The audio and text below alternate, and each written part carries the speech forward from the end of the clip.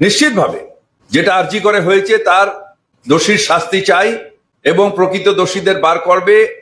সর্বোচ্চ আদালতের ওপর আমাদের বিশ্বাস আছে, জাস্টিস পাবেও আমরা, বাংলা পাবে জাস্টিস, সেই যে মৃতা আমার মেয়ে সে জাস্টিস পাবে, তার পরিবার জাস্টিস পাবে। কিন্তু তার মানে এই নয় যে সেই জাস্টিস চাওয়ার জন্য সারা বাংলায় অরাজকতার সৃষ্টি করো, বাংলাকে পিছিয়ে দাও, নবান্নয় ব্যাকডোর দিয়ে ঢুকে গিয়ে মুখ্যমন্ত্রীর চেয়ারে বসবে দিবা স্বপ্ন দেখো। এটা অত্যন্ত নিন্দনীয়। কোনো ছাত্র আজকের আন্দোলনে ছিল না, গুন্ডাদের হাতে আন্দোলন ছিল।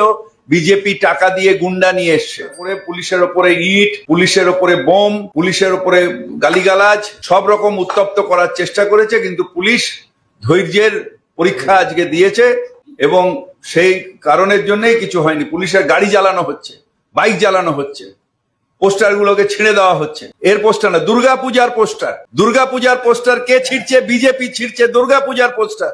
যে বলেছে বাংলায় দুর্গাপূজা হয় না, বাংলায় নাকি সরস্বতী পূজা হয় না, কালী পূজা হয় না, আর সেই দুর্গাপূজার পোস্টার সেইটা ছিঁড়ছে কে?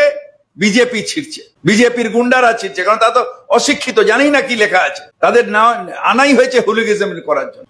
বিজেপি যদি মনে করতো বাপের বেটা সরাসরি নবান্ন অভিযান ডাকতো, ভেবেছিল যে স্টুডেন্টের নাম করে ডাকলে অরাজনৈতিক ব্যক্তিত্বরা চলে আসবে, অরাজনৈতিক মানুষ চলে আসবে এবং সেখানে তাদের সামনে ঢাল করে দাঁড়িয়ে নিজেদের স্বার্থ সিদ্ধি করবে, সেটা মানুষ প্রত্যাখ্যান করেছে। বিভিন্ন জায়গা থেকে, মুর্শিদাবাদের এমএলএ তাই হাওড়ায় ছিলেন, বিভিন্ন জায়গা থেকে দেখলাম তারা বিজেপির নেতৃত্ব ফ্ল্যাগ ছাড়া এসে ভাবলেন মানুষের আন্দোলন হচ্ছে না, মানুষ মুখ্যমন্ত্রী মমতা বন্দ্যোপাধ্যায়ের সাথে আছেন, তাকে মুখ্যমন্ত্রী করেছেন এবং 2026 পর্যন্ত মানুষের রায়ে তিনি আছেন এবং আমরা আশাবাদী যে 26-এর পরেও অনেক দিন মুখ্যমন্ত্রী মমতা বন্দ্যোপাধ্যায় থাকবেন।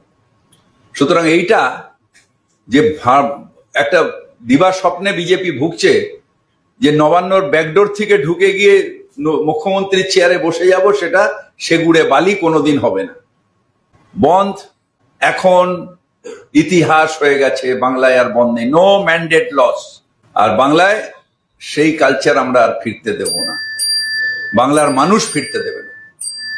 কালকে কলকাতায় সব দোকানপাট খোলা থাকবে, সব এস্টাবলিশমেন্ট খোলা থাকবে, সব অফিস কাছারি কোর্ট খোলা থাকবে, জনজীবন স্বাভাবিক থাকবে এবং তার জন্য কলকাতাবাসীকে আমি আবেদন জানাই।